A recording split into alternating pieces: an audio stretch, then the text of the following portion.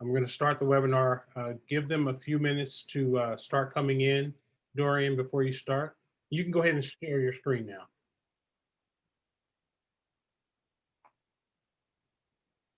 Waiting for your share. Perfect. Okay. I'm starting opening up the webinar now.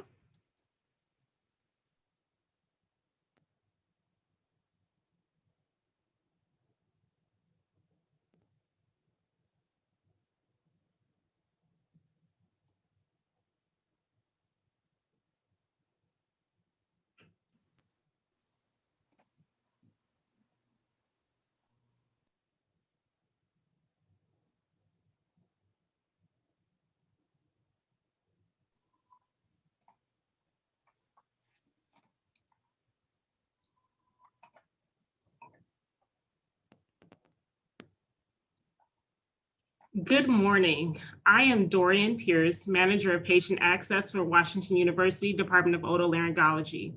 On behalf of the Martin Luther King Jr. Commemoration Week Committee, it is truly a pleasure to welcome you here today. We are grateful that each of you were able to sign in today to join us in this virtual event celebrating the life and legacy of Dr. Martin Luther King Jr. We will start today with our land acknowledgement. We begin by acknowledging that we gather today on the ancestral lands of Osage, Miami, and Sioux peoples who were removed unjustly, and that we in this community are the beneficiaries of that removal. We honor them as we live, work, and study here at Washington University School of Medicine. Our theme for 2021 is Good Trouble, honoring and recalling Dr. Martin Luther King Jr., the activist. This past year, we have experienced trials similar to those faced by Dr. King himself. This past year, we have also fought injustices similar to those rebuked by Dr. King. We could not have known how important it was to recall this part of his legacy, given recent events at our nation's capital. But it makes the reason for the theme all the more important. MLK said, we must resist the need to want to adjust, to want to be comfortable. We cannot become complacent in these systems of oppression that foster the disrespect, unprotection, and neglect of Black and of Indigenous people of color. Change, great change, real change requires moving forward rather than sitting still. It requires getting into trouble, good trouble. As the late legendary John Lewis once said, he said, do not get lost in the sea of despair. Be hopeful, be optimistic. Our struggle is not the struggle of a day, a week, a month, or a year. It is a struggle of a lifetime. Never, ever be afraid to make some noise and get in good trouble, necessary trouble. Our committee wanted to amplify the reality that Dr. King was an activist. He was an agitator who paid the ultimate price for his cause. He understood that you have to speak truth to power, sacrifice, and work together to make positive change happen. We wanted to honor his example by highlighting the importance of activism today. Martin Luther King Jr. once said, the ultimate measure of a man is not where he stands in the moments of comfort and convenience, but where he stands at times of challenge and controversy. It is my honor to introduce our guest, who is a shining example of what a true leader and activist is today.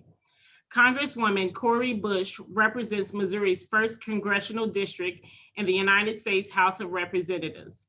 She is a registered nurse, single mother, and an ordained pastor. Following the murder of Michael Brown Jr., by now a terminated Ferguson police officer, she became a civil rights activist and community organizer, fighting for justice for Black lives on the streets of Missouri and across the country. She is the first Black woman and first nurse to represent Missouri, the first woman to represent Missouri's 1st Congressional District, and the first activist from the movement of fighting for Black lives to serve in the U.S. Congress. Please join me in welcoming Congresswoman Cori Bush. Well, hello, everyone, and thank you so much for this opportunity. Thank you. You know, I was so excited and surprised when I received this invite to be here with you all, at today. Um, Washington University and Washington Medical School, to this Office of Diversity, Equity, and Inclusion. You did not have to call on me to speak today. So I take it as an honor. I've, coming from where I come from, feeling like, how can I get to what I'm seeing, in my heart, what I'm seeing before me, when I close my eyes at night, that vision that I can see, how do I actually get there? And there were so many steps that I had to take. And a lot of those steps were places where I was very uncomfortable, places where I felt like maybe I'm doing this wrong, even though I feel like in my heart, like I'm being led this way, even though nobody else seems to want to go along with me, even though I have to do a lot of struggling to be able to endure this. It felt like the right thing to do, but it was so uncomfortable and it was so lonely. But in just saying yes to those things, even though it wasn't the path that I would have laid out for me, there was a plan behind it. And so, in the spirit of all that was Dr. King, looking at how our individual lives can affect our families, our communities, our world. What is it that you have to give today? What is it that you have to give? And how much more is on the inside of you that you have not even touched yet, that's locked up in a yes? And so I have to put that before you. Because when I think about Dr. King, when I think about Harriet Tubman, let me tell you, I stood up on the House floor a few days ago and talked about white supremacy and called out our president and so many other, I won't go into all of that, but being bold enough to be who you are in the face of whatever you're dealing with. Dr. King stood even though they spit in his face. Dr. King stood even though they wanted to go after him and take his life, which they eventually did. Harriet Tubman stood even though she knew she had her freedom. She didn't have to go back to help another one, but she did. So what does your yes look like? Are you living in a place of comfortability? And so I'm good with where I am because I'm doing some social justice work. I have my people and we're doing these great things. I'm doing this philanthropy piece. I'm doing this humanitarianism. I'm doing these things. I'm donating. Am I there? I'm in this class. Am I there? Or is there more deep down on the inside of you? And I'll say this, if you're comfortable, you're not there. So push and push harder. Let me tell you, I'm sitting in a seat where I'm very uncomfortable. Absolutely. But I'm in the right place at the right time, and so are you. So pay attention to where you are and what you're doing, and look at what else you could be giving right now to our society to help make this place, this country we live in, an anti-racist society. And do that in the spirit of Dr. King. Thank you. I'll open it up for questions. Thank you so much, Congresswoman Bush, for those remarks. My name is Rosie, and I'm the coordinator of Diversity, Equity, and Inclusion and Student and Alumni Affairs for the Division of Biology and Biomedical Sciences, and I'll be moderating our discussion going forward. So you touched on this a little bit, but I'm just wondering if you can expand. How did and does the real legacy of Dr. Martin Luther King as an agitator and activist who was not loved as he is now in his time, ultimately giving his life for the work, inspire or guide you? This is very similar to Congressman John Lewis, who we honor in our title and theme for the week.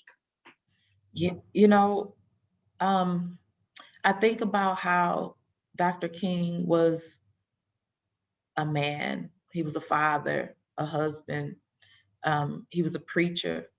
He was a person in his community that just decided to walk out his heart. And in that, he couldn't look to the left or to the right. He had to stay focused. He had to have those blinders on, making sure that he just followed after those things that would benefit, that it wasn't to the benefit of himself, like our good sister Mary McLeod Bethune, like she would say, it's not about the benefit of me, it's about what benefits my community. And so that, you know, he had to push, even when people who didn't even look like him, didn't understand him, and would not necessarily join him. Some couldn't grab a hold of the vision. And that's okay, because the thing is, leaders lead from the front. Leaders are the ones who have the vision. So if you have the vision, hold tight to that thing, work on it, grow with it, and then push that thing out to the world. And as you do that, others will join in, because it's that fire on the inside of you. It's that passion, you know, it's that drive that will compel others to come and be a part of the work that you're doing, so that you can affect real change. So that's how, you know, the legacy of Dr. King has been so whitewashed in our nation's history books. So, you know, in the name of progress and unity, Dr. King has been built up in our history books as a man who sacrificed his life in the name of racial equity and unity. But we've got to be real. We have to be real about this, about what he fought for. He fought for eradicating poverty and militarism and racial justice. We have to be real about what happened after that. They murdered him for doing so. So when people ask me to rein in my personality, when they say, Cori, you need to stop fighting so loud, like you're just too loud, you know, stop bringing up these issues about race or white supremacy, and you're doing it on such a national platform, like, you know, you're being divisive, you know, especially when they ask me to do it in the name of Dr. King. I say, absolutely not. I have to be real about what's going on. I have to keep fighting, because that's what the change makers of the past did. We're here because of them, but we're also here in this place because some were pushed back, but we can't get pushed back, you know, and that's from Dr. King to John Lewis. So that's what we have to do right now. Don't allow anybody to stop you and push you back. Keep moving forward, because our children's children get the benefit of that legacy. Thank you. I think that segues well to our next question, about your journey from being a Black Lives Matter activist in the streets to US Congress. It's really unique and not an often seen journey. So what have you learned so far in those experiences? You know, being yourself and finding your authentic voice. We have a tendency, I think, as people, to fashion ourselves like someone else, you know, or to, I'm going to speak this way because this is how other people did it and they did well. I'm going to dress this way because that's the way. I'm going to do, like, we have a tendency to do that because it's easier.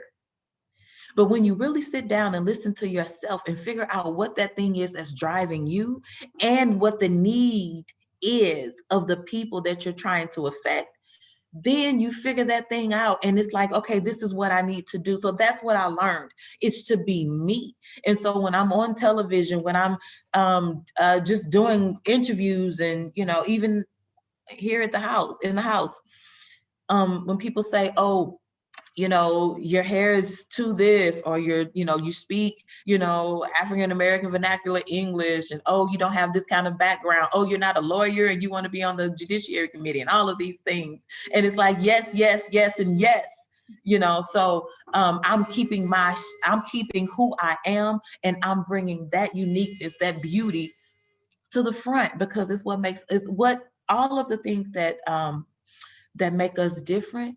It's also what makes this country beautiful. Another question we have is, what does activism mean to you? What are the ingredients for good activism? To me, first of all, it's just about being active. There is no, like, activist guru that's going to come around and anoint you. Oh, you've done 247 hours of work and now you are now an activist. Like, that doesn't happen. So, you know, it's just about you finding that thing that you love, that thing that you really want to change and that you're willing to put your feet to, because you got to put your feet to it, your hands, your heart, your head, you know, and you got to leave your emotions, you know, hanging up, you know, on the shelf somewhere. That is what being an activist is. It's about understanding the pressure that you can put on things and applying that pressure. It's about community, and it's about loving others. That's like the core of it for me is love. It's about loving humanity. And so to me, those are the ingredients of a good activist, of good activism. First of all, show up, be consistent, you know, and then don't work to be found working. Like, never work to be found. We do things, you know, I'm going to, you know, go and help out at this shelter, and, you know, and I'm taking pictures as I'm helping out at the shelter. For what? You know, why? Do you have to take pictures at every single march? Do you have to, like, what is that about? You know, do the work, let the people see you doing the work, and just have your mindset on how is everything that I do, everything that I'm saying, everything that I wear, every place that I go, how is that furthering this mission? And if in any way it touches on ego, in any way, if it touches on how this benefits me other than keeping me alive, then we're going the wrong way. Thank you. In the interest of time, I would now like to invite our panelists to join us. I will provide a more complete introduction and their bios a little bit later in the program. But if the panelists have any questions for Congresswoman Bush, we would love to hear them at this time.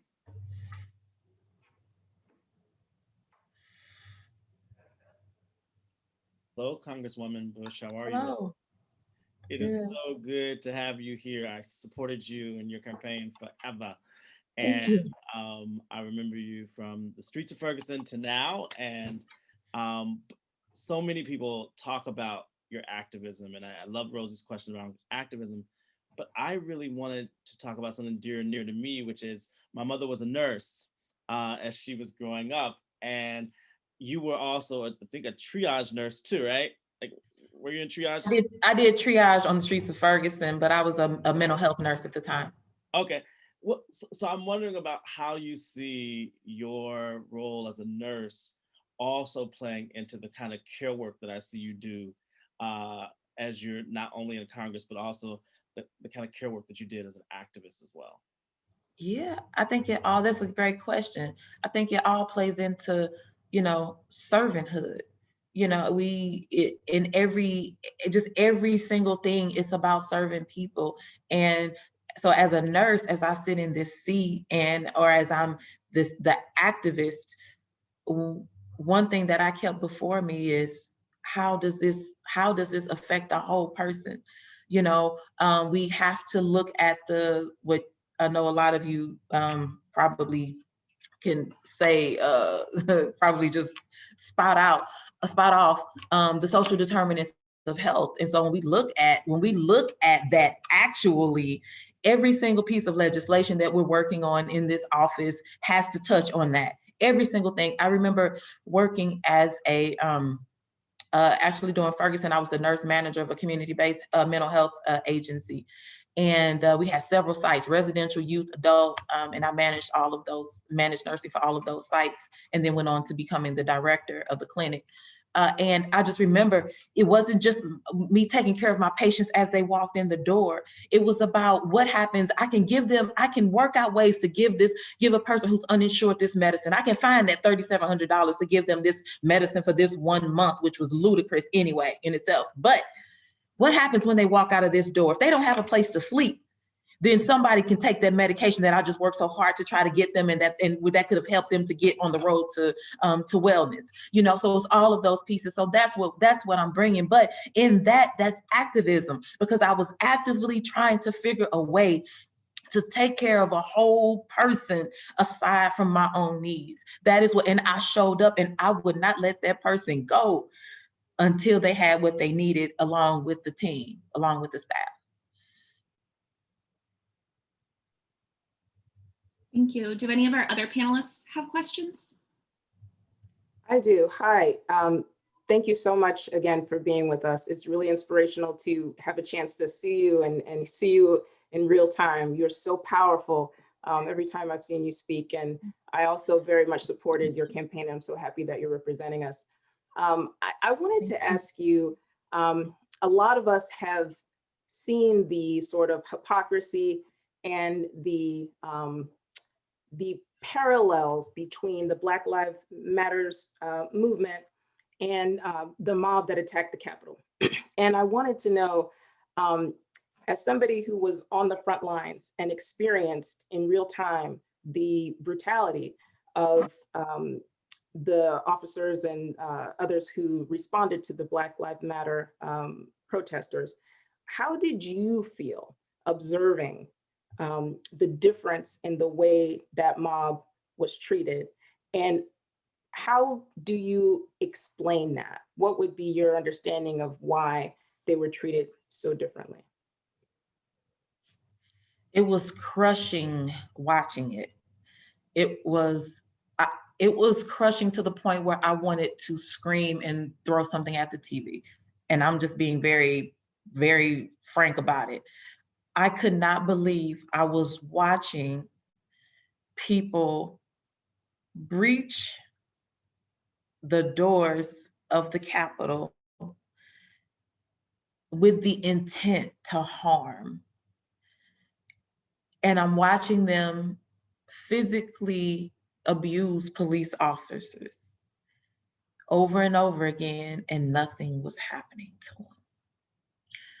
Watching them take that white nationalist battle flag that's connected to the Confederacy through the Capitol and wave it around.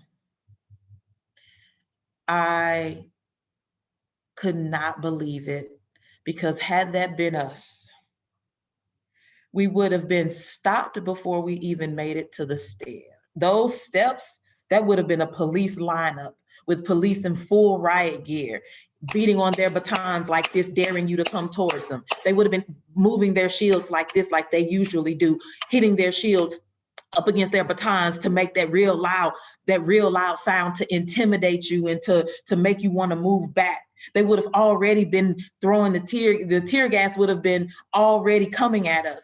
The rubber bullets, we could have expected rubber bullets. Dogs, the vicious dogs. We could have expected that. We have been beaten for less. We've been beaten, we've been tear gas, rubber bullets, all of that for so much less. I was stomped by 6 to 8 police officers, law enforcement, in steel-toe boots on the ground, on the streets of Ferguson one day for helping someone who I thought was having a heart attack. And you can show me this, and not only this on the streets of Seattle or the streets of St. Louis or the streets of, Albuquerque, just somewhere in the country. The freaking Capitol, where I was told, as someone who at home, so I have a lot of security issues. So at home, I have security. I have certain security things in place. But here I was told, Cori, you're safe. You don't need what you have. You don't need all of that. Here, you're safe. Capitol Police, once you're on these grounds, Capitol Police has you. We got you, like you don't need, you're good. But that day I found out I wasn't good. I was here when that happened. And to see that and to be stuck in this office till 4:30 and 4 o'clock in the morning, because we were locked in here up until it was time until the votes happened late in the, early in the morning. So what do we do about it though? We have to call it what it is. You call it white supremacy. You have to talk about how white supremacists have infiltrated, and I can't even really say infiltrated. I don't even know that that's the right word, because we know how police started out. So that's not even the issue. We have to make sure that our law enforcement is not full of white supremacists Because when they are, this is what happens. We saw what happened. We saw police opening the doors. We saw so many things. And the thing is, let me be clear. Make one thing very clear. People have accused me of hating police. I don't. Why would I hate a career? I don't hate police. I don't like people who do other people harm. And I really don't like people who do other people harm simply based on the way that their skin looks, or for any other reason, who they love, where they come from, where the origin of birth, any of that. So I'm going to fight against it. But the only way to get this, get what we need is to call it. If you don't call it what it is, if you don't rip off that Band-Aid, then we'll continue to be in this place. And so one thing that we're working on as an office, on the House Judiciary Committee, we will be working directly on this committee to find just that, find how we can break in and eradicate white supremacy in law enforcement. We have one final question. We know we have only a couple more minutes of your time. Thank you so much for spending your morning with us. And we'd like to end with a call to action to the Washington University School of Medicine community. We are in such an important position to help St. Louis heal and thrive. What do you want us to know about the community we serve? And how can we support you and the work for a more equitable St. Louis?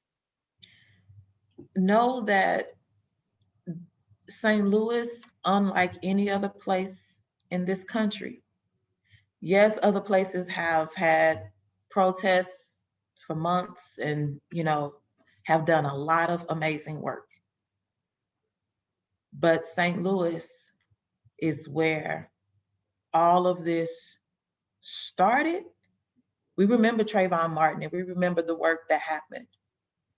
But St. Louis was the one where where the world woke up. St. Louis is where we had a sustained movement of more than 400 days fighting for justice for Michael Brown and so many others, Antonio Martin, Vondare Myers, Kajimi Powell, Carrie Ball Jr. So there is a different flavor to who we are. So now because St. Louis was a very divided, very segregated place before, during Ferguson, we were able to build coalition and to build better community. And so now we are working together. I didn't know people from so many other communities before Michael Brown was murdered, but now I do. So remember that when you do the things that you go out to do, is that this place is different. Because we want you to be that activist in whatever your activism looks like. It doesn't have to be on the street.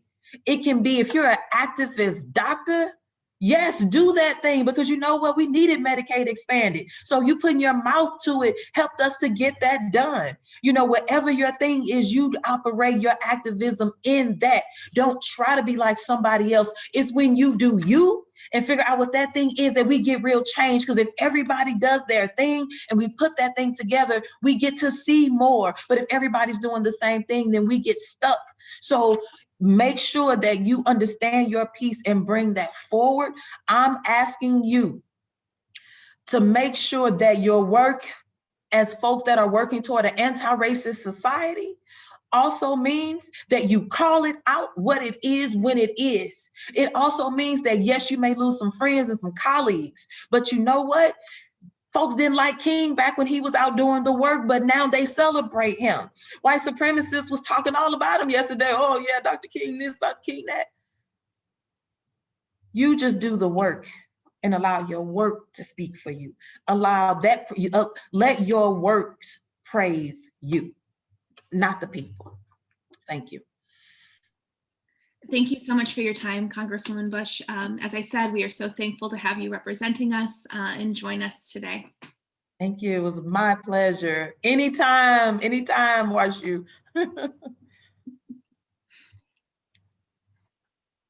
So now I invite our panelists to unmute themselves. Thank you. And as promised, we are going to go through a little bit more in-depth biographies and then get to some questions. Dr. Hammond is a cardiologist and healthcare policy researcher. She is currently completing a research fellowship in the Division of Cardiology here at Washington University, where she examines the impact of healthcare payment policies on racial inequities and cardiovascular disease outcomes. She has been nationally recognized for her work on social determinants of health and cardiovascular risk prediction and outcomes in Medicare beneficiaries. She is the co-chair for the Anti-Racism Task Force in the Division of Cardiology, and she is a diversity, equity, and inclusion leader in the Office of DEI at the Washington University School of Medicine. So nice to be with you today. Thank you for having me. Leah Newcomer is a fourth-year medical student who, among 5 other students, helps to lead the new chapter of White Coats for Black Lives at WUSM. The WUSM chapter of the national organization was born this past summer after the murder of George Floyd and seeks to work with administration to implement nationally outlined goals for the institution to work to achieve equity. Leah is invested in listening and learning from the perspective of Black and Brown members of our community to best serve as an advocate and an ally to address the injustices that plague our society.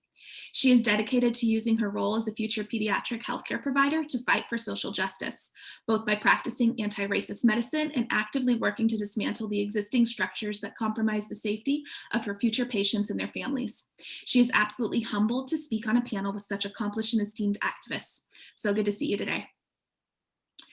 Professor Jeffery McCune's work interrogates how Black LGBTQ persons navigate sexuality, gender, and health.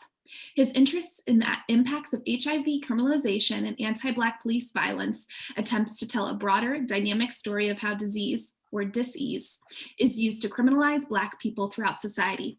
While most of his work concerns itself with everyday experiences, he is equally interested in the representation of Black life and its impact on public health and outcomes.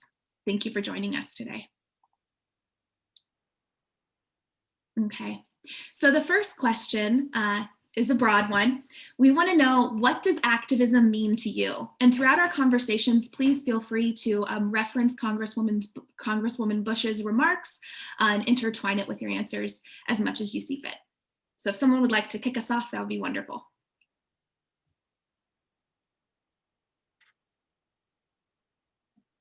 All waiting. Well, would you like to speak, or I can start us off? No, please.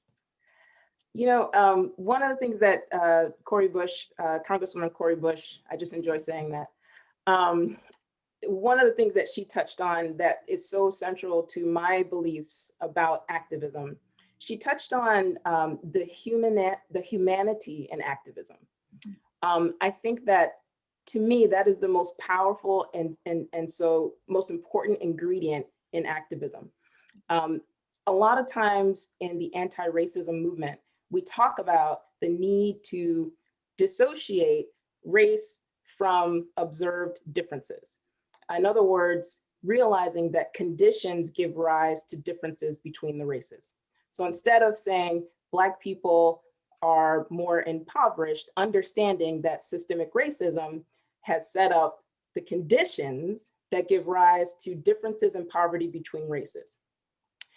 At the same time, conditions have given rise to the differences in how we perceive equity, equality, right, and race between the races. What I mean by that is that when you encounter somebody whose views are different than yours, who's racist, if you will use that word, or who has a perceived hatred towards another group, we also have to bring our humanity to that individual or that group, right? And recognize that there are conditions that have given rise to racist views as well. And I think if we approach activism with that humanity and that human component, we can be more effective at bringing folks into the movement who are outside of it currently. Thank you, Dr. Hammond. Dr. McCune or Leah, do you have anything you'd like to add to your definition of activism?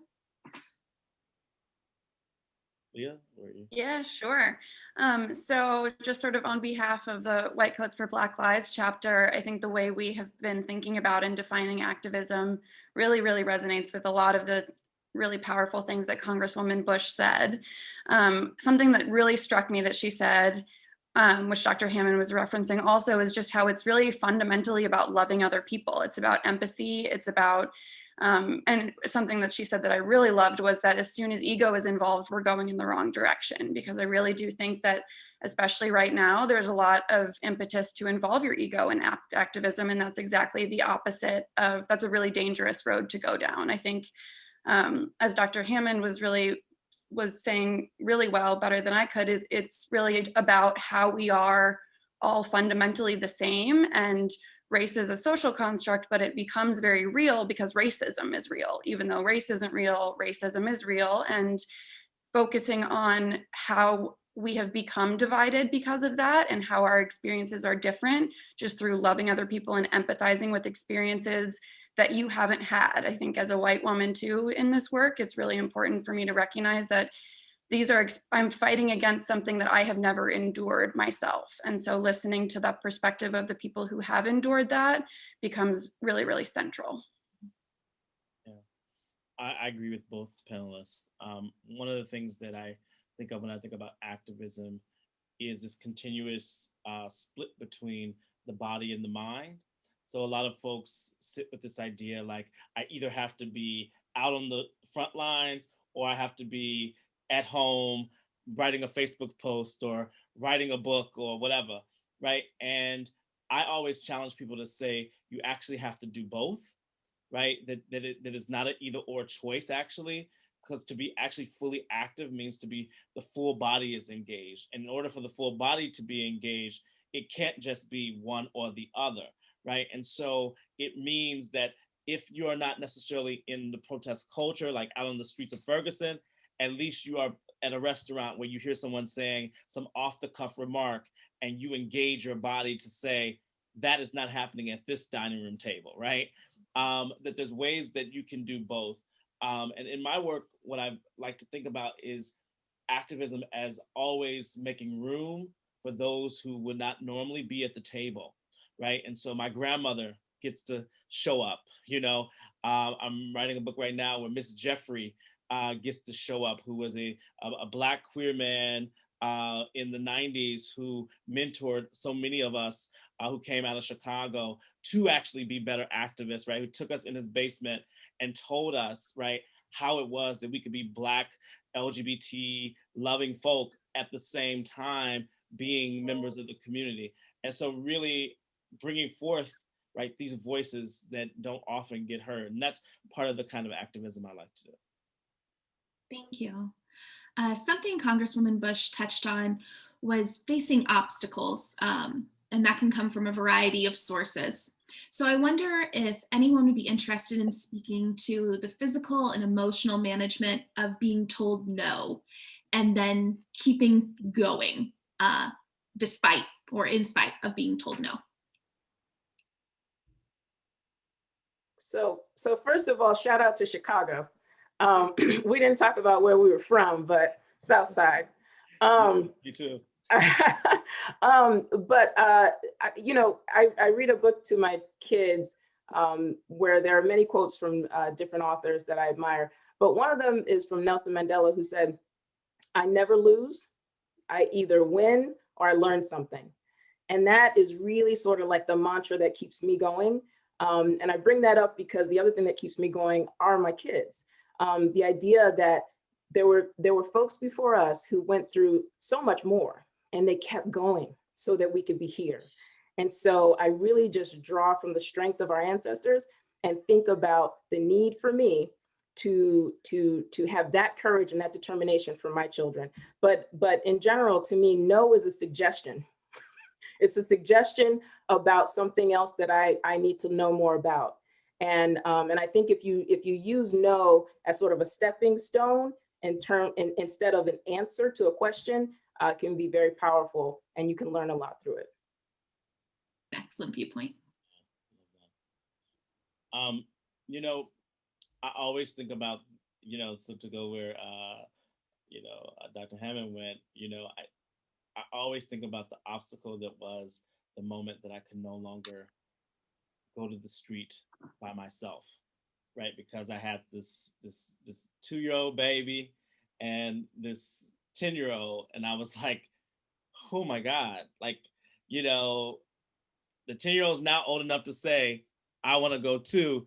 And the 2-year-old, my partner wasn't around. So it's like, do I take them both? How do I do it? Right.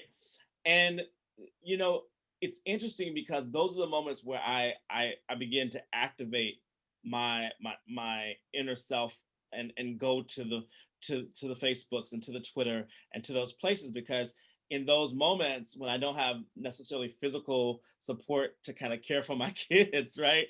I can both teach them, and I love what you just said about losing. I say that all the time. We're not losing, we're learning, you know. So, you know, but it's trying to figure out like how to get the balance.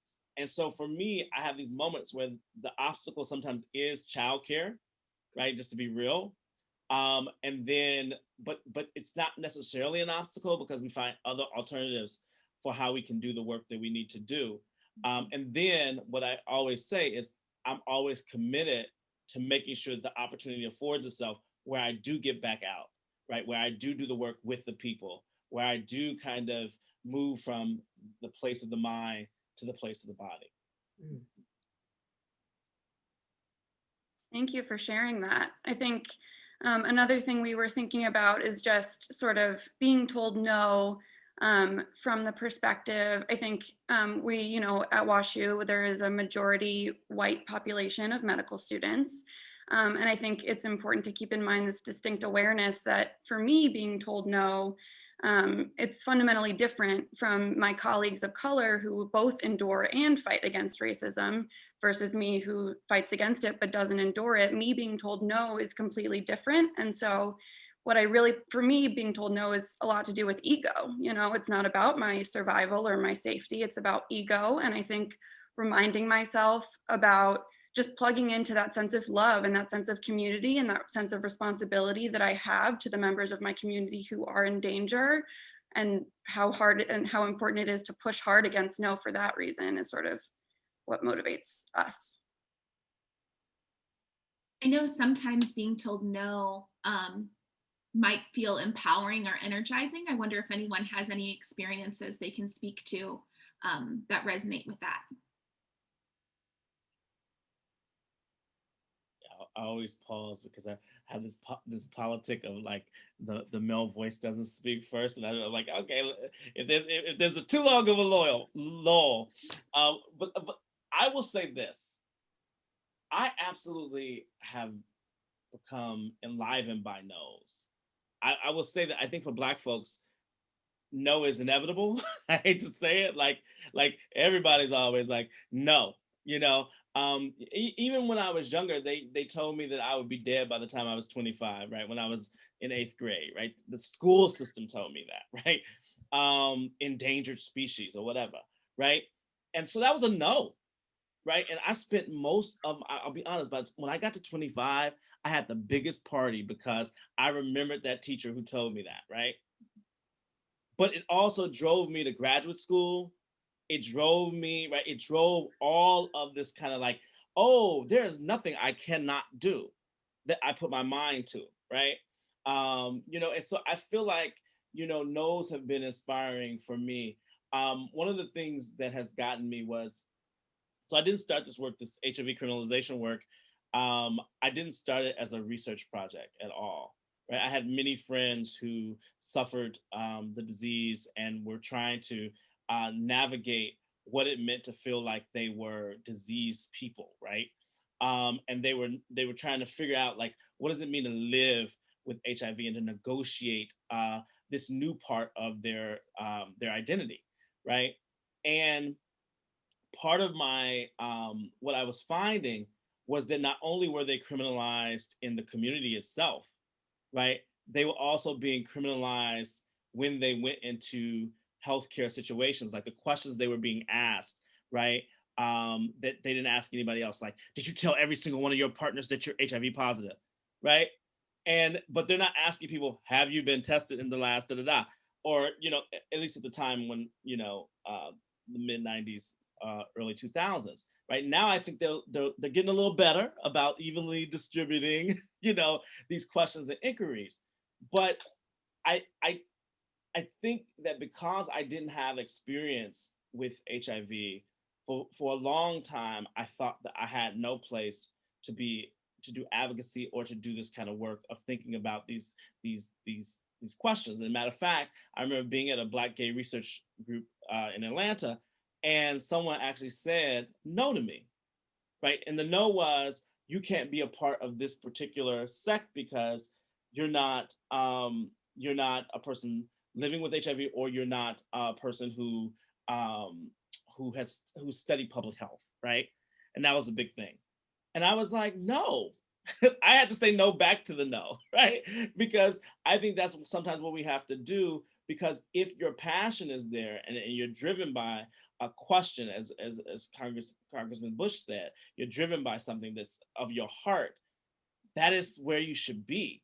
But what I did learn is that with as much passion as I had, it was as important that I talk to people who lived it and walked it, and not just go in there like, I'm the happy person who's coming to help save you. No, it just was not, can do that.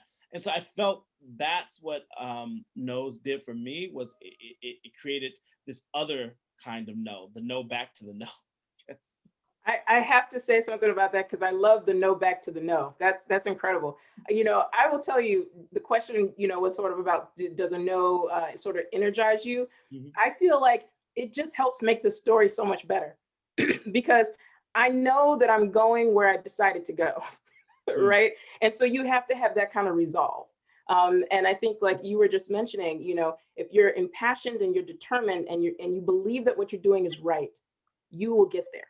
You will get there. We will get there. So just I feel like oftentimes that no is just how much better this story is going to be when I tell it, and now that I sit here finishing a research fellowship here at WashU, with several degrees and an MD, I had a chemistry teacher tell me at the University of Chicago on the South Side of Chicago, you should choose something else.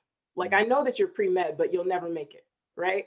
And so it just makes the story so much better when you hear those no's. So that's kind of how I look at it, as an interesting part of the story.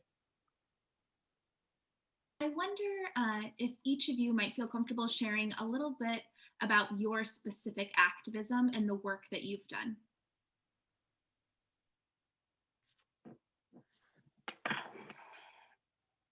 So I'll keep on chatting because I talk a lot anyway.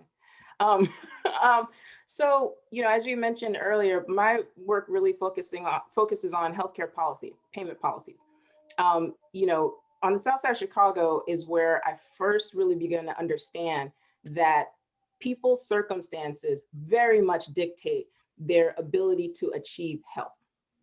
And so I went into medicine, medical school and residency, et cetera, interested in figuring out how we could reduce the impact of social determinants of health. And at first, I was doing that on an individual level. So my work was, volunteering and creating organizations and those kinds of things. And I knew that as a physician, I wanted to be an empathic physician. And I thought that I would practice that way. The problem is that I realized that it's very difficult to practice medicine when the system is designed to have outcomes that are completely different from the outcomes that you're trying to achieve, which are equity. So I realized I was practicing in a system that was inequitable. And I began to try to understand, how can I change the system? How can I change what's happening for populations, not just patients? And that's what really drove me to look at policy. Because as Cardi B said, people don't move unless they get paid. And so, she broke it down. So looking at how hospitals and providers are paid, examining whether or not they're being paid in a way that drive them to create equitable solutions, that's where my work focuses. And so I look at payment policies, I look at whether or not those policies drive hospital systems to engage patients on social determinants of health. I've done studies looking at, the impact of whether or not Medicaid has been expanded. What is the impact of not paying hospitals for things? And so I feel for me, that has been a place where I can be active and have a voice, as you said, Dr. McCune, bringing a voice to the table that needs to be there and maybe cannot be there, but I can bring that voice to how we pay hospitals and providers to drive them closer towards equitable practices. Thank you for sharing that experience. Leah, would you like to speak about your work? Yeah, so as it relates to the White Coats for Black Lives chapter at WashU, we're guided by the national organization. So we have monthly meetings with deans and administration to bring about goals outlined by the national organization in 5 different arenas. So there's curriculum, institutional statements of support, bias and bias reporting, policing on campus, and the famous sort of racial justice support card, which the group is pretty well known for. But our overarching focus is just really addressing racism in healthcare. You know, we know that racism is a sickness that's rampant in our society, and in healthcare specifically, it really reverberates. You know, even if we do, as Congresswoman Bush was discussing, end up achieving an anti-racist society, which we are a very, very long way away from. We're in a society that's ruled by white supremacy. If we have an anti-racist society and a healthcare system that is still racist, we haven't gotten very far because of the vulnerability of what it means to seek healthcare. So it feels really, really important to our group to really address it head on and try to, I mean, there's so many different areas and branches where racism is so deeply embedded in healthcare, and to try to start to have these conversations and combat it so that, you know, if we can make some progress as a society as a whole.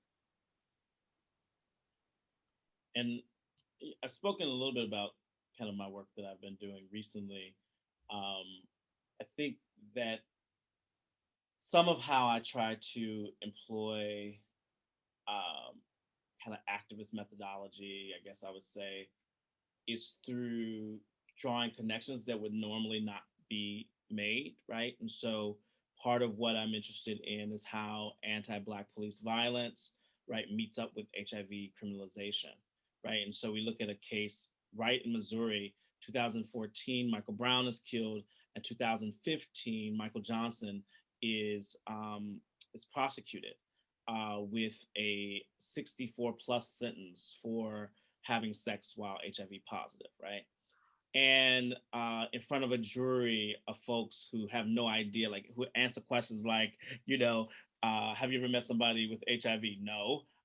Do you believe in gay marriage? No. Do you understand how HIV is transmitted? Half of them don't even know, right? Like it's like, but they're making decisions for this man's life, right? And so we're thinking about the way in which both the police as state agents and the way in which the jury becomes kind of state agents, right, work out their mythologies on both Michael Brown and Michael Johnson, and drawing these connections between how it is that racialized mythologies or anti-Black mythologies get advance a certain kind of condition for Black people within the police state, but also within public health. Right. And so it's a real interesting, for lack of a better term, synergy, right, between anti-Blackness and anti-Black, we might as well say anti-Black homophobia even, right? How that works together to create this kind of strange bedfellowing between Michael Johnson and Michael Brown. And so what I'm trying to do in my next research project in this book that I'm writing, and it's a chapter on Michael Brown called All the Dead Are Queer, actually. I'm really trying to produce a conversation that I can then translate elsewhere so that folks in public health and folks who are dealing with anti-Black police violence can understand the way in which anti-Blackness actually shapes, and I love what you were saying, Dr. Hammond, around like the idea that the conditions contour the conversation, right? That this whole conversation around anti-Black violence has to be contoured around difference and also around the kind of histories of kind of making Black people, right? Like how is it that this country continuously tries to make and manufacture Black people into monsters? You know, and so wow, that's that just so resonates with me. You know, James Baldwin used to say, "You need this Negro," and I'm paraphrasing, but why do you need him? Yeah, and then Hortense Spiller said, if I had not been, I would have been invented, right? That's right. It's like, True. It's so true. Thank you. We have about 5 more minutes slotted for conversation, and then we're going to go on to Q&A. So we want to end this section again with a call to action to the Washington University School of Medicine community. So as we said earlier, we are in such an important position to help St. Louis heal and thrive. So what do each of you want us to know about the community we serve, and how can we support you and the work for a more equitable St. Louis? Well, I'll say, so I try to approach, and I love what Cori Bush said about working where you are sort of most powerful and where you have the most influence. She didn't say exactly that, but what she meant was do the work that's specific to you. So I want to speak specifically on activism and research, particularly because Washington University is an academic university. And I love how Dr. McCune is using sort of research and the academic approach to bring these issues into a conversation. I think that in cardiovascular research, one of the struggles that we have, especially in medicine, is that we rely a lot on evidence, and that's really important. However, when there isn't any evidence, because the studies haven't been done, because the topic hasn't been valued, that's where we run into trouble.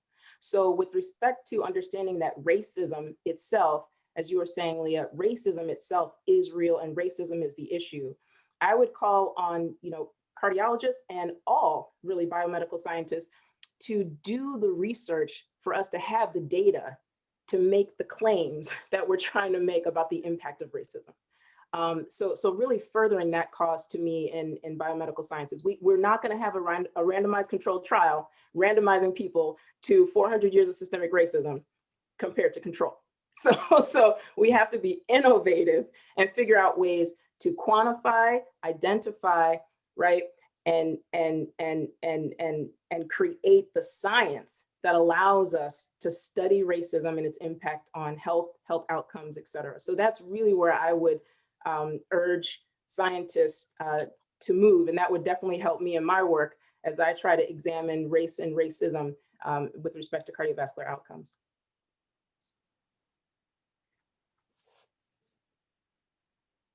Yeah, I think on behalf of White Coats for Black Lives too, something from the student perspective that we talk about pretty continuously is just how important, just to sort of impart that drive in any future healthcare provider, whether you're going to be a doctor or a nurse or an OT or a PT, that you have a chance to make an impact. And also you have the capacity, if you don't do active work to unlearn the way that you've been socialized, you have the capacity to do incredible harm, which is against the oath that we take as providers. And I think just sort of really holding yourself accountable to doing that work and to seeking out that education so that you can start to empathize with experiences that you haven't had, and expanding your perspective so that you don't do active harm because you are in a position to do that. I love that about not doing active harm. And I think sometimes we have to really have these kind of collaborations in order for it to happen. I do a lot of stuff with the med school since I've been at WashU. Unfortunately, I'm leaving WashU in the next few months, but like while I've been here, I love working with med students around issues of diversity and inclusion, particularly LGBTQ stuff and health, but also racialized issues as well. And I think that's actually where I want to go in terms of call to action, is that we have to continue to have this kind of cross discipline conversation, right? There are things that I feel like I learned so much listening to Dr. Hammond and listening to Leah. There's so much that I learned from being in spaces where folks speak different languages, right? And then I can ask follow-up questions. And sometimes I think one of the best lessons that I've learned is, and it's kind of part of what Congressman Bush was saying, I do think that it's really, really important to sometimes go where there's trouble, right? And not settle in, go where it's comfortable, right? Like it's very very comfortable to go where you already know you would naturally go, right? But I think that part of my like theorist self also is like, also what about going to the place where it's not so easy to figure out, right? And so, you know, I know a lot of people it's very easy for them to talk about anti-racism, right? But then it's another thing to actually begin to study anti-Blackness, right? A lot of people love to talk about how detrimental slavery was to Black people, but nobody wants to talk about how detrimental it was to white people. Right? Like, and it's a real interesting question. The question that we should be asking, I think in this contemporary moment, honestly, when I think about the afterlife of slavery and where we are right now, even talking about these issues, Dr. Hammond, in terms of health, right, outcomes, is we have to talk about the ways in which the conditions that we have been given continue to perpetuate the conditions of Black people, but also continue to shape and define the condition of white people to be intoxicated by white supremacy, right? And so for me, I feel like there's some real possibilities as we move across, as we move in the trouble, not across the trouble, but in the trouble, in the more uncomfortable places. So that's what I would say. Wow, that's so powerful. I just have to comment on that last thing you said about the intoxication of white supremacy. It is real. It is real. And I just love that you articulated that. It's something that we all know, but it's hard to really articulate what it's like. And it can be very hard to overcome if we're not naming it and aware of it. Yeah.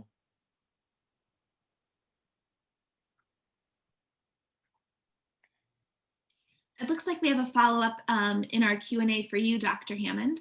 Are there research grants or funding sources specifically intended for these types of necessary studies? If not, I feel like there should be. There are more that are coming about. You know, a lot of times people will say, well, what happened with George Floyd? Why was George Floyd the turning point? And it's because we watched it together and we watched it in slow motion.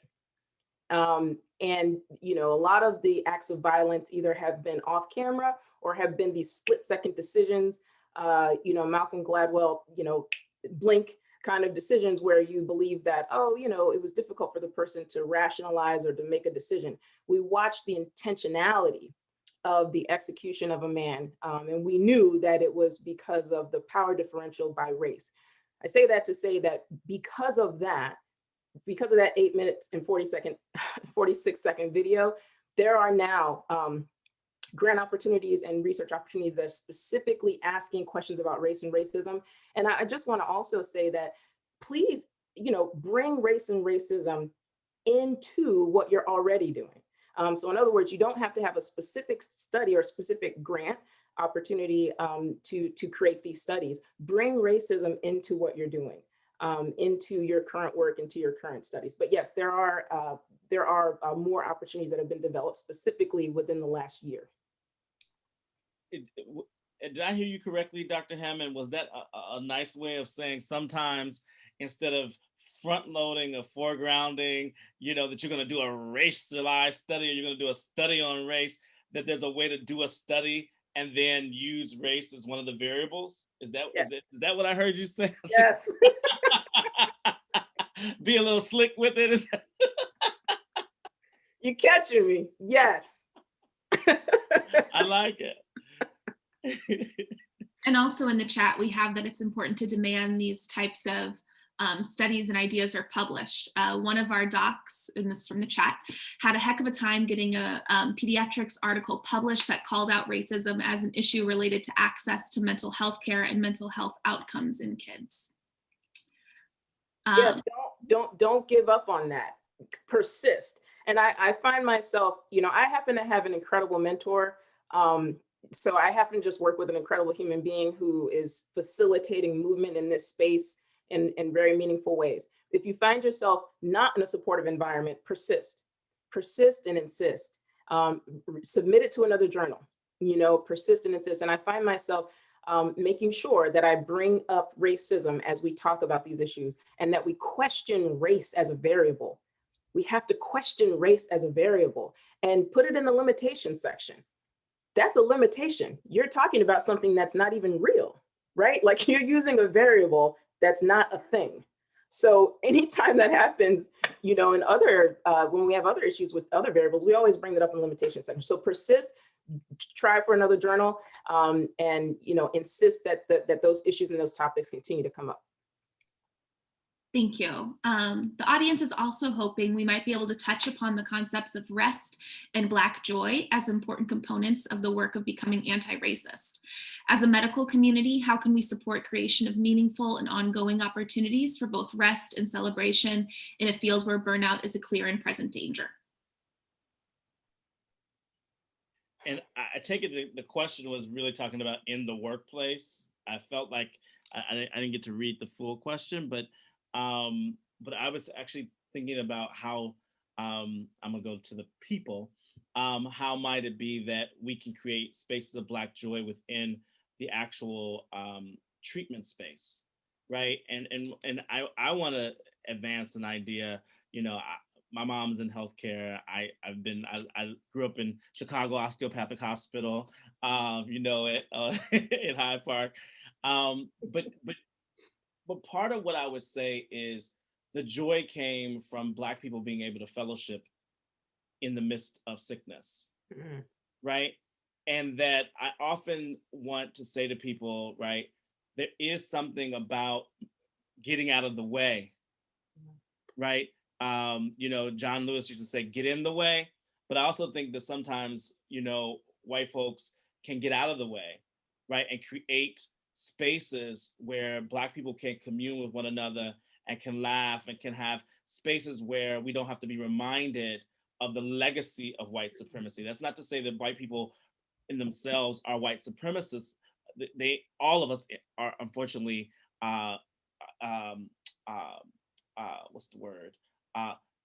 Recruited into white supremacy, right? Recruited by white supremacy. Yeah. However, what we have to do is create spaces where we don't have constant triggers of white supremacy, constant reminders of white supremacy. And some of that can just be the way that a doctor talks to you versus the Black nurse who comes into your room as a person who's watched it happen. You know, the Black nurse might come in and say, "You got sugar today? You know, how your sugar doing?"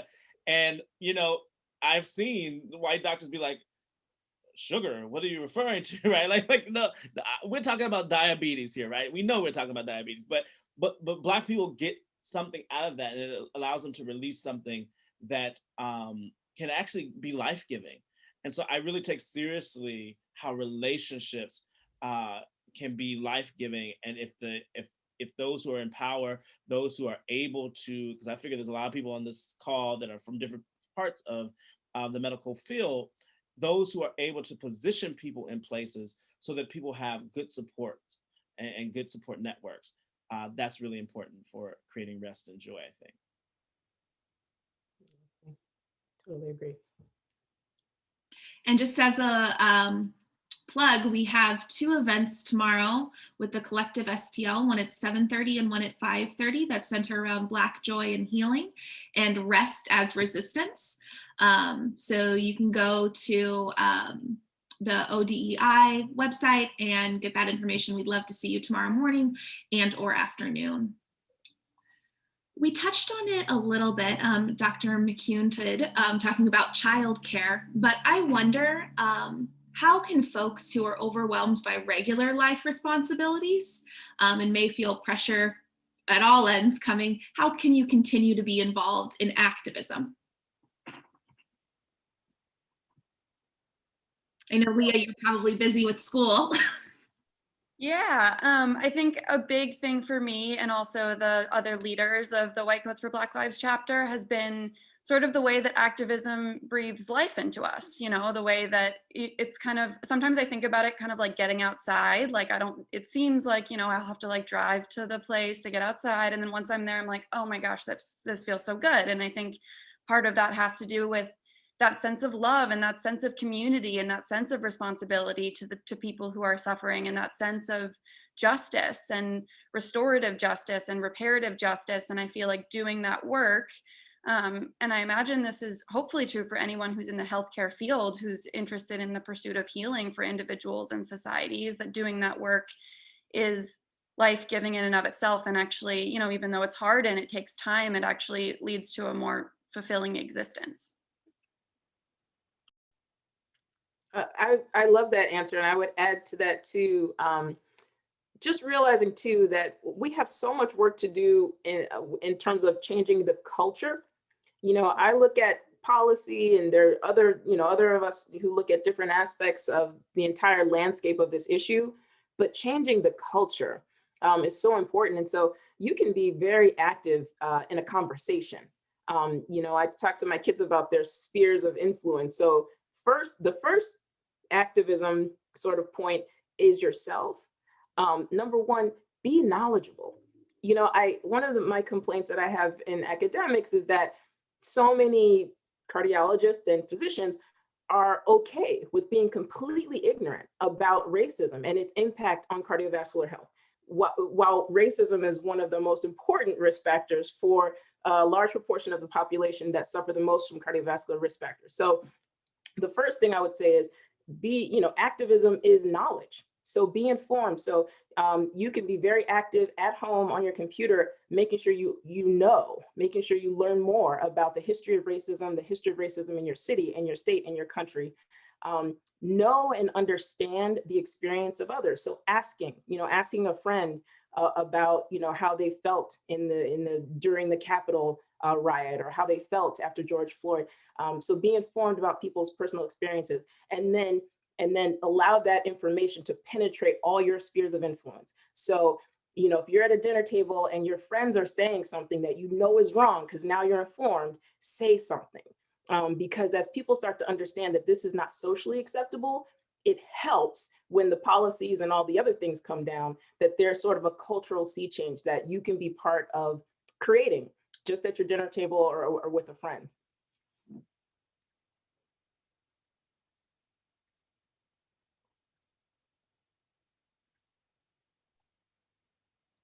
We have another audience question, and it reads, as a member of the biomedical research community, I understand that there is an understandable lack of trust by BIPOC communities of research due to an established history of abuse, like Henrietta Lacks and Tuskegee syphilis study, that benefited primarily whites. What are your thoughts on this, and how can we in the research community work to repair that trust?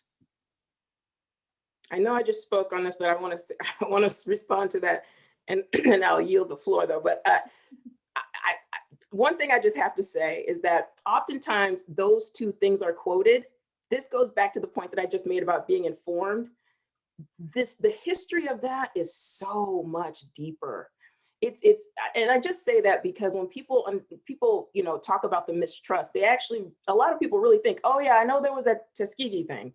There's an entire literature on this, and the extent of the abuse of Black bodies to advance medicine, the abuses that we stand upon when we use all of these tools that some of our foremothers and forefathers created.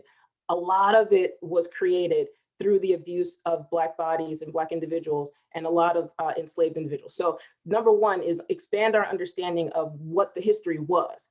Number two, realize that it's not the historical abuse of Black folks that create mistrust. I made a comment after the George Floyd incident, and I said, now imagine if he hadn't died and he came to clinic the next day. Do you think that he would be trusting of the medical establishment when another establishment that has been that's also supposed to protect and serve and do no harm tried to kill him? And realize that the experience of Black individuals within hospitals, if you actually ask them what their experience is like, it would break your heart. The discrimination, the sort of like the maltreatment that they experience. So it's an ongoing system that creates the mistrust. So I'm just saying all that to say it's not just Henrietta Lacks and Tuskegee. There's a long history, and there's an ongoing ongoing activity that is creating the mistrust. So I think the question should be, when you encounter that in a Black individual, first of all, empathize and recognize that that is a very rational response to a system that has for centuries basically abused them. So, understand it's rational, empathize, and then ask that individual what their individual concerns are and what their barriers are, and see if you can negotiate that, and realize that it may take more than one conversation. So it may take you weeks or months or years to penetrate what's been hundreds of years of mistreatment. And I'm so glad you said that, because I was about to jump on I said, oh my God. And I was going to take a different approach, but I love what you said. And I don't know that I have anything else I want to say about the studies themselves or how they're interpreted. I also think it's interesting, the question always, and I hate to question the questioner, but sometimes I'm like, sometimes what we call significant information may not be as significant to folks as the mythology lets us believe, right? And so there's a whole bunch of discourse around the Tuskegee experiment, right? But I asked my son, my 13-year-old, now he's 13, I said, hey, what you know about the Tuskegee experiment? Not a thing, right? But yet, I think he does have a very vexed relationship with the hospital and with care, right? He's seen it, right? He's had several incidents where he had to be treated, and he felt like, they were slower coming to him, and that they thought he was tougher, and they asked him questions about playing basketball and stupid stuff that had nothing to do with, he's here for a head injury, it's like, anyway. It would have been relevant if they had said, did you hurt yourself playing basketball? But that's not the question. It's like, he's like, why are we talking about this? Right. And so he has this kind of real skepticism around the healthcare industry, and particularly emergency healthcare. But what I also would say is something that's really hard sometimes for folks to hear. And that is that these things may be years in the fixing, right? That, it is not going to be a snap your finger, Black people trust me because I'm a nice person, right? In fact, I think that kind of approach is actually, I know people don't understand this, but it's actually kind of racist, right? You're asking Black people to actually have amnesia or forget the experiences that they've had, right? Even as you are actually excited to give them treatment or whatever because of the experiences that you have had, right? You had good experiences, so you're like, why wouldn't you have good experiences? But the reality is that most Black folks are not having great experiences in these spaces. And particularly what's more important is that Black people are not having good experiences in the world. Right. So actually, I'm not always sure that the trusting of white caregivers or white health practitioners is always about the actual practice of medicine and health, right? Sometimes it's also about the practice of anti-Blackness everywhere else, as you said, Dr. Hammond, in terms of talking about George Floyd.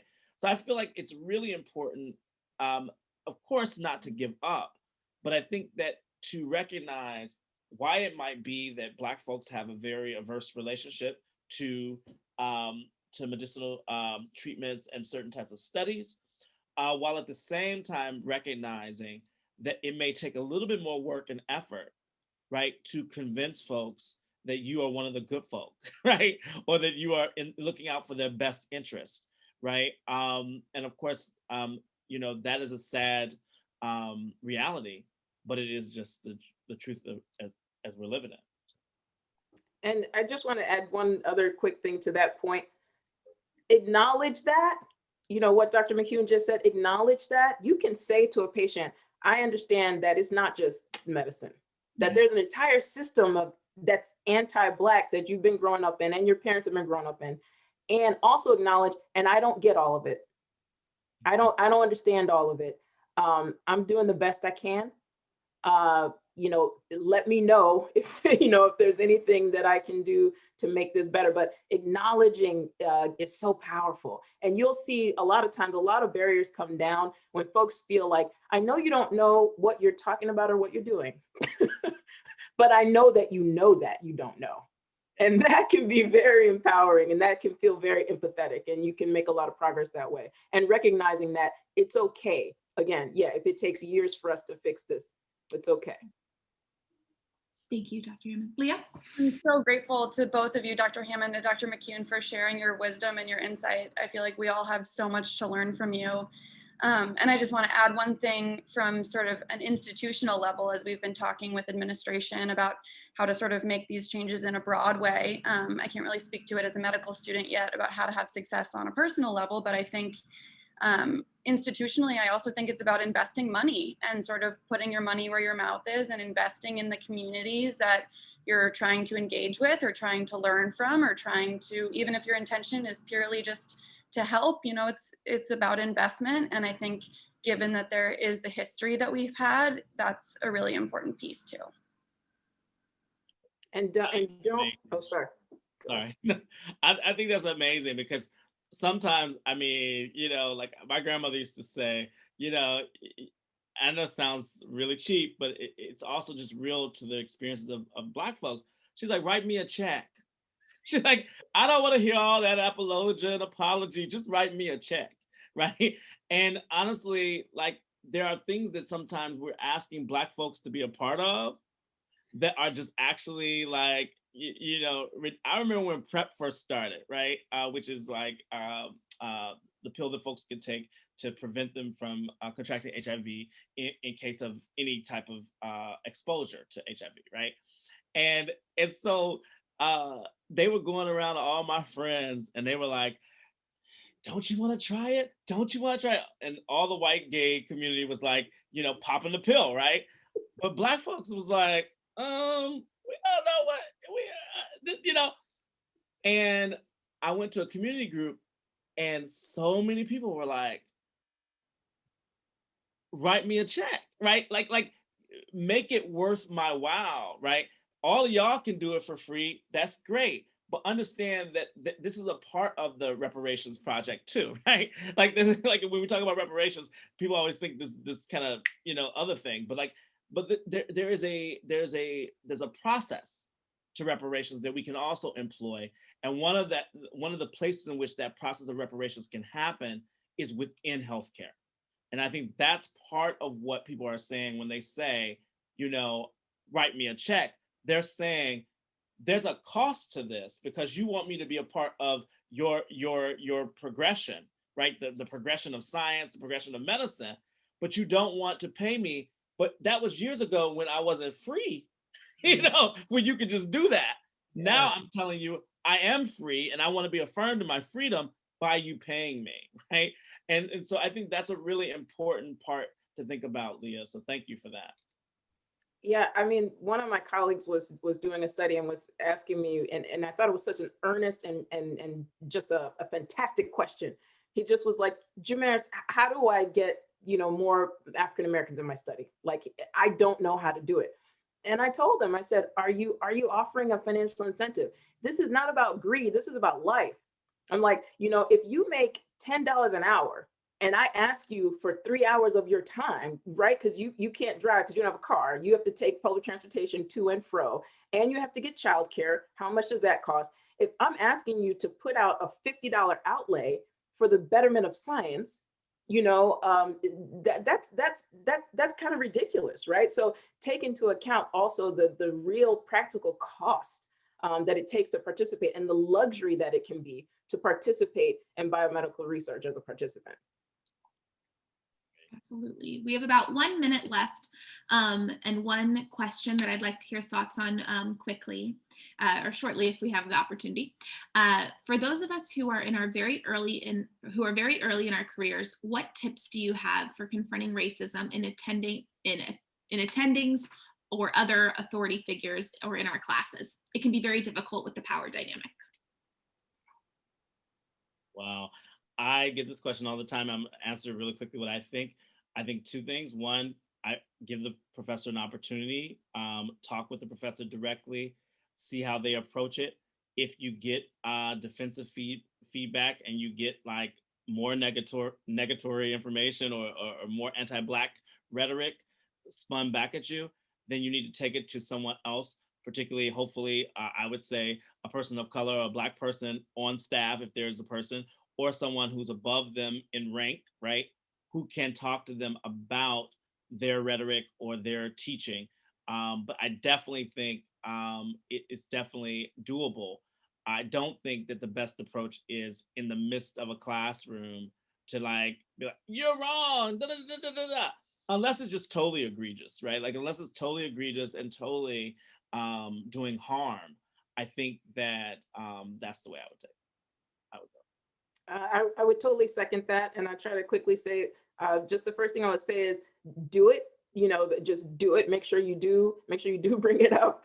I totally agree that it should be in a separate environment. And the last thing I would say too, is again, bring in that humanity piece. Try if you can to speak to the human inside that person and try to speak from an empathetic point of view. I know it's tough because you've been harmed or wrong, but recognize that they're coming from often a place of ignorance or a lack of knowledge or lack of experience or what have you. And bringing that human approach oftentimes brings more out of the person and gets to a better conversation. And then, of course, report that to superiors, because those kinds of patterns of behavior need to be documented such that when the next 10th person says it, they can be like, okay, we get it. And lastly, if your organization or your residency or what have you doesn't have a formal process to put these complaints in, ask about the development of that, because there should be a formal way to do that. And that experience you have may be the sort of the initiation of making sure that that happens for others. Okay, I want to thank all of our panelists. Thank you for taking the time to join us and provide your thoughts and reflections. I know I will be taking many of your insights with me for the time to come. And with that, I'd like to welcome Erin Stamp. Wow. Hi, everyone. Just want to say thank you, thank you, thank you. I hope everyone is feeling as inspired and invigorated as I am. So just really want to thank everyone for your participation. First, want to mention that in the chat, I put a brief survey. We would love to get your feedback about our events. This is our second annual week of MLK events, and we're looking to always enhance and improve our program each year. So just take a couple of moments to click on that link and give us some feedback. And, just really want to say thank you to our panelists, not just for sharing your time and your wisdom today, but for your dedication all the time to this work. We are certainly in this together, and I think that our panel does a great job of showing all the different ways we can be activists in our own spheres of influence. Really want to give a special shout out to the MLK Planning Committee, to our AV support and Tony and Valerie, and also want to shout out Dr. Wilson, the leader of our office, for her ongoing support always. And just kind of wanted to highlight a couple of things. Today was like this session of quotable quotes by so many people, but just wanted to close out by highlighting a few of them. I think one of the things that makes Congresswoman Cori Bush so amazing and inspirational, that when the committee was meeting, we thought if we could get her for the Activism Week, this would be the ultimate, is because of what she said. She talked about being yourself, being your authentic self. And I just can't reiterate to everyone on this call enough about how much that's what this work is all about. How do we work together to create an environment in which we all can show up to work, learn, receive care, do research, participate in clinical trials, and feel like we belong. And so just want to encourage all of us to take the advice of our amazing panelists. Congresswoman Bush said, dig deeper. Whatever you're giving, dig deeper and look for what else you have to give, and be you. She said, do your thing. And if everybody else shows up doing their thing, then, that's where the work of transformation happens. Also, a big fan of no is a suggestion. So look for the learning in that. Gmerice, man, that was a good one. And persist and insist. So, encourage all of you to continue to see our events for the rest of the week. We put the information in the chat, and just really look forward to seeing you at the rest of our events. And you can always join our listserv to find out more about the work of the Office of Diversity, Equity, and Inclusion here at the School of Medicine. Have a wonderful rest of your day. Thanks so much, wonderful panelists. Great job, Rosie. Bye, everyone.